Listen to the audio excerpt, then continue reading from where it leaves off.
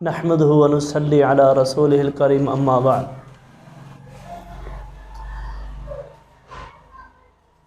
آج انشاءاللہ الرحمن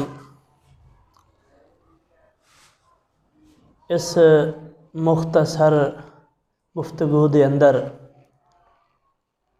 رسول اللہ صلی اللہ علیہ وسلم تو ثابت وظیفہ جو ہے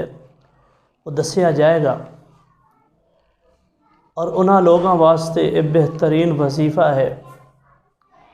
کہ جڑے لوگ پریشان نے، گھریلو پریشانیاں نے یا کسی وجہ تو پریشان نے، وہ مرد ہوئے یا عورت ہوئے، آمنہ دے لال جناب محمد رسول اللہ صلی اللہ علیہ وسلم کو ایک عورت آئی جس دا نام ام سلمہ ہے رضی اللہ تعالی عنہ۔ خامد دا شہید ہو گیا ہے، چھوٹے چھوٹے بچے نے، تو اللہ دے نبی صلی اللہ علیہ وسلم کو آئی، آن کے کہنے لگی سونیا میرا خامد فوت ہو گیا ہے، چھوٹے چھوٹے بچے نے، میں بڑی پریشان ہاں، اور ساڈی آپس کے اندر محبت بھی بڑی سی، وہ میرے نال محبت کردا اور میں وہ دے نال محبت کردی، تے میں بڑی پریشان ہاں۔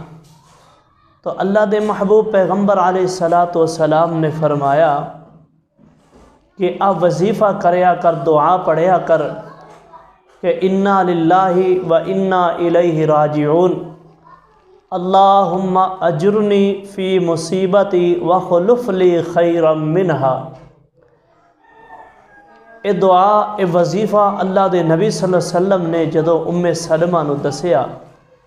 تو ام سلمہ رضی اللہ تعالی عنہا پریشان ہو گئیاں۔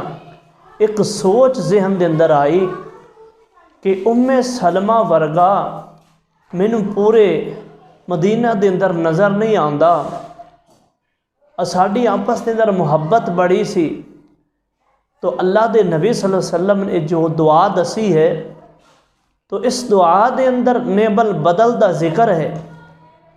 تو خیر یقین رکھ کے کیونکہ اللہ دے نبی صلی اللہ علیہ وسلم نے دسیا سی تو دعا پڑھدیاں رہیاں، آخرکار انہاں دی عدت ختم ہوئی، تو وہ جڑی ام سلمہ سی اللہ پاک نے ام المومنین بنا دیتا۔ یعنی جڑی سوچ دی سی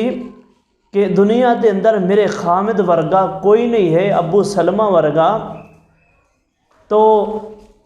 اللہ تعالیٰ نے خامد انج دا دیتا کہ جڑا دنیا دے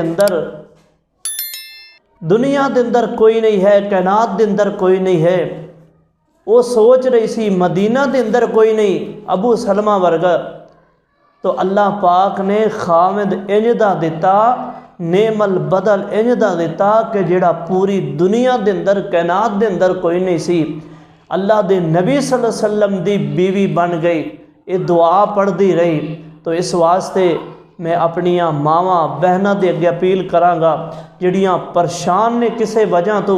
تو اے دعا، اے وظیفہ پڑھن، تو انشاءاللہ اے رسول اللہ صلی اللہ علیہ وسلم دا دسیا ہوا وظیفہ ہے، تو انشاءاللہ اللہ پاک کو پریشانیاں دور کر دے گا۔ اللہ پاک عمل کرن دی توفیق عطا فرمائے۔